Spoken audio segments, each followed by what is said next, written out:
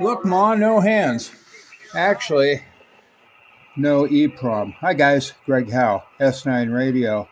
And this video is going to demonstrate a hack providing hope for some of you that may have a CP2000 or a CP400 with a bad, blown, or missing EPROM.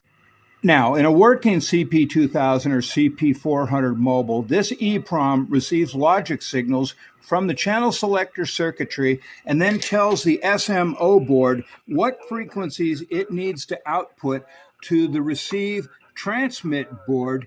And this video is basically to demonstrate that, yes, there is a hack available in the absence of a working or functional EPROM that can get these radios up and running. Now, for those of you familiar with truth charts and fully understand what exactly they're all about, I think many of you probably already know where I'm going with this video. However, be advised, to the best of my knowledge, CPI never created a truth chart for any of the EPROMs used in their radio gear. Unlike the channel control circuitry, in which truth charts are available showing the logic outputs, I've got to say, in all my years of CPI ownership and service, I've yet to run across a truth chart for any of their EPROMs, base or mobile, so chances are you're going to have to generate your own. I've generated about 5 channels of truth chart. It's quite a daunting task, but from the information gained in the creation of these truth charts, we can mimic the output commands of the EPROM running the SMO board minus a functional EPROM, and that's what this video is all about. By the way, this hole is already here. I'm not one of those hacks that goes around drilling holes in the front panels of high-dollar collectibles or any radio for that matter. I'm pretty sure this is where the CB phrase, "shame on the mess," originated. Anyways, using this 3-position center-off double-throw, double-pole toggle switch, I'm able to manipulate the SMO board into giving me 3 channels. The owner was only concerned with channel 39 lower sideband. I knew that would be an easy one to get him. So I've got channel 39 in the center position. Now we're on channel 38. With the upper position, I put channel 19 into. And of course, the channel display doesn't do anything. A lot of us CBers just hang out on 1 or 2 channels.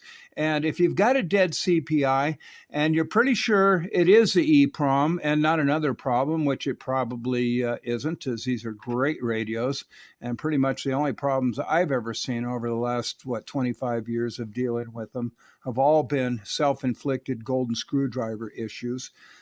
So chances are, if you do have a dead CPI, and, things light up, but it's not changing channels, and somebody's done a channel expansion mod, there's a good chance they've fried this unobtainable EPROM here. And hardwiring that EPROM socket and then programming it with a toggle switch is a possibility. Remember I mentioned never having seen a truth chart, aka a roadmap, for any of the EPROMs utilized in CPI's radios? I suspect the reason behind this is when CPI was making these radios in the late 70s, 11-meter CB radio manufacturers were in the hot seat big time with both the FCC and Consumer Affairs, with the FCC dealing with nonstop radio and television interference complaints, and then Consumer Affairs jumped in with both feet after numerous power outages and a few electrocutions, essentially banning the sale of metallic 11-meter CB radio antennas. So the bottom line was CB radio was on the government's radar big time, and never before had the industry been so heavily regulated as it was in the late 70s. And with that, I suspect the FCC also imposed some restrictions on manufacturers of these newly developed microprocessor-controlled radios, prohibiting them from publicizing these truth charts with hopes of creating a roadblock and preventing these radios from being free banded. But in reality, it wasn't a roadblock. It was more of a speed bump, because any Joe Blow with a little knowledge of radio and the binary code could easily move one of these radios just about anywhere with inside the 11-meter band without much trouble. Well, it certainly appears CPI was prohibited from providing this truth chart information. And sight unseen, I can't provide it either. The fact you're even watching this video tells me somebody's already let the smoke out of your radio. And the last thing I want to do is be throwing more fuel on the fire, creating even more smoke because I've given you some bad information.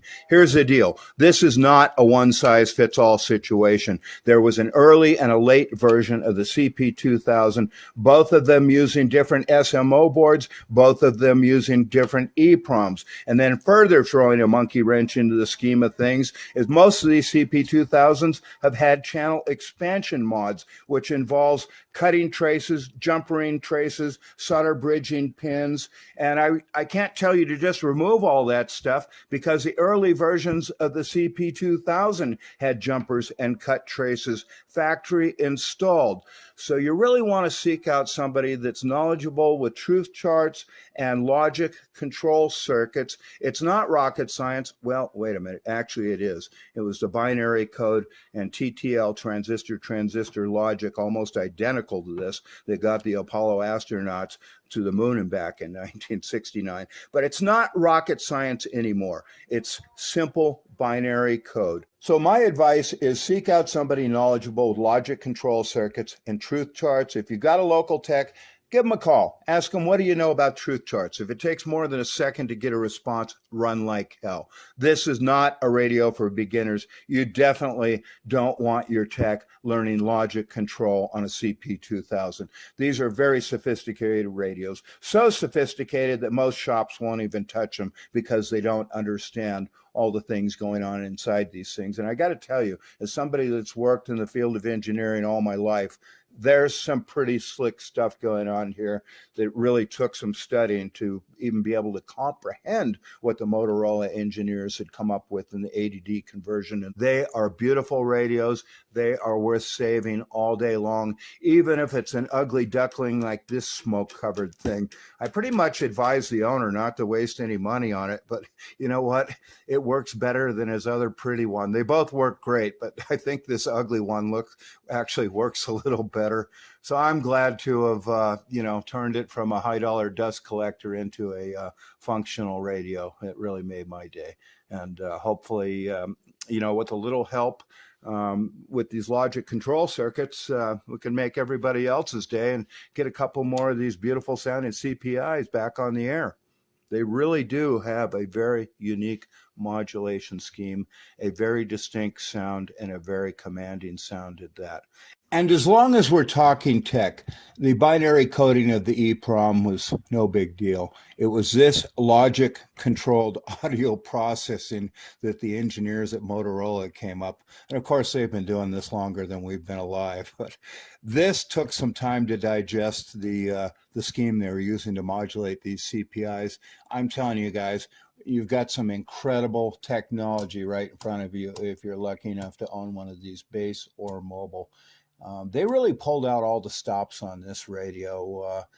I don't know who provided the financing, obviously some Silicon Valley upstart or something, because they really developed quite a lineup of accessories, remote control heads for their mobile amplifiers. There was some serious budget when it came to this radio. And I got to tell you, I've been doing this over a half century, and these things are nothing short of incredible.